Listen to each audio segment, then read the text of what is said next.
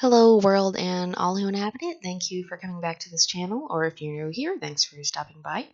I have ADHD, and it is ADHD Awareness Month. So, I'm going to try to tell you some things you may not be aware about ADHD while playing with my fidgets. Fidget spinners and things like this are used by us to help us focus because we actually have way more wandering attention than a person without ADHD. It can make external stimuli really hard to filter. Like if I go to the movies and someone's talking, I literally cannot shut out the sound. It's not like I can just ignore it. I don't have those filters kind of built into my brain. It's kind of a really weird thing. Just so you know, ADHD stands for Attention Deficit Hyperactivity Disorder. I am diagnosed with the primarily inattentive presentation, which means that I show more inattentive symptoms than hyperactive symptoms, but ADHD presentation can change over time. ADHD PI used to be just called ADD, and to be honest, I think that made it a little less confusing, but I'll use the proper nomenclature. It feels weird, though, to say I have ADHD without external hyperactivity. So a lot of times, our hyperactivity can be very much internalized, and that is definitely the case for me. My brain is just kind of bouncing around all the time. This is a squisher toy I got for Christmas, I think last year. So ADHD was thought of as a learning disability, but it is now thought of as a neurodevelopmental disorder. A lot of people do not grow out of it, and a lot of us have comorbid learning disorders such as dyslexia or dyscalculia. To my knowledge, I do not have dyslexia or dyscalculia.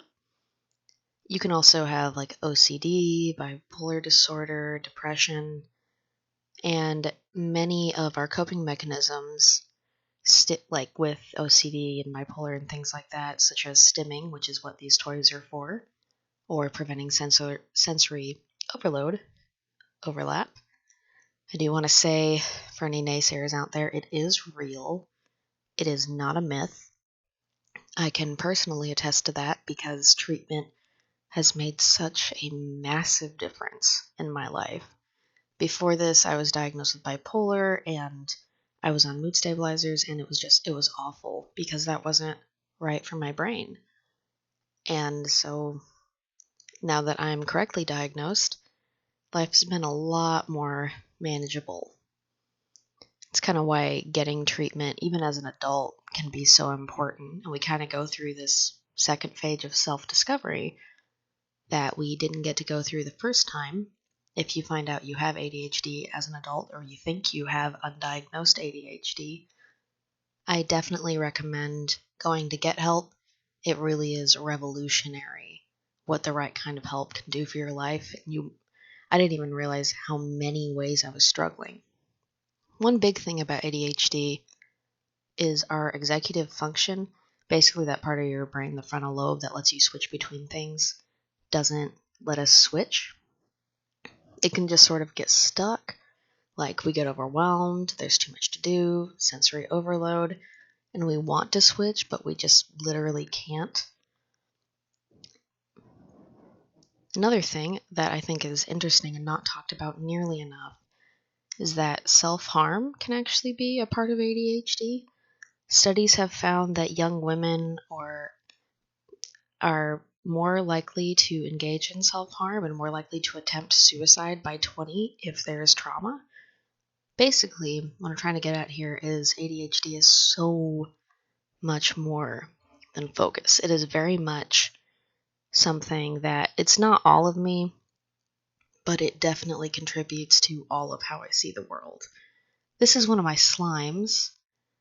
These are really, really fun. If you haven't got your hands on any slime yet, I definitely recommend it.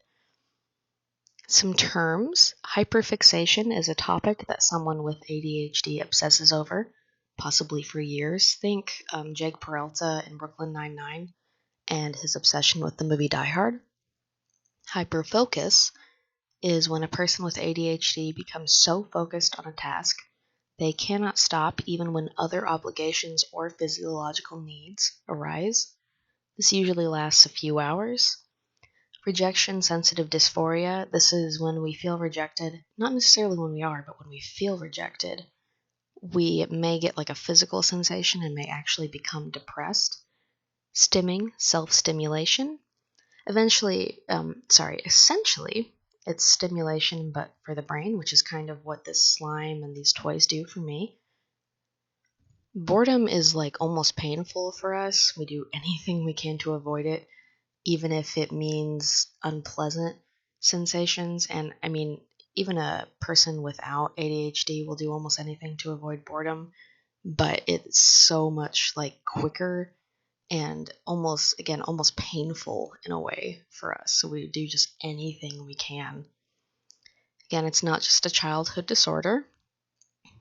It's something that can affect our emotions, our emotional regulation, our social lives. We tend to not necessarily be as socially aware as our peers, not for lack of trying, but just because we don't necessarily process things at the same rate. It takes me a long time to process my emotions. This is another one of my slimes, and by the way, be careful with slime because this newer one, this pink one, is so sticky. I had to get it off my hand for at least 40 minutes after I was filming this, so just be careful with your slimes, especially if you have pets. It very much involves sensory processing, it involves emotional processing, basically anything your brain can process. A person with ADHD may have trouble processing that thing or may need to process it differently. I had no idea until I was diagnosed just how much I was overcompensating and how much it was contributing to anxiety and depression to be constantly overcompensating for what I didn't really know the name of, because I didn't know I had ADHD until last year at 25. And I'm 26 now. I've been diagnosed for a year. I've tried to talk about it on here, on Twitter, on my blog, and what I found is I think that it's a lot more common than we even realize now. Basically, just so many things people relate to, especially those of us who were not diagnosed until adulthood, are very much just common between us, and it's kind of crazy because you'd think something that isn't uncommon would be better understood, but we still have problems getting our medication and we have problems getting access to treatment. And so making people aware of how much ADHD affects us is kind of what ADHD Awareness Month is all about. Thank you so much for watching. Over here, you will see my patrons. If you want to help me make videos and make other content, consider heading over to Patreon. Link will be in the description. Everything helps so much, and I'll see you next week. Bye!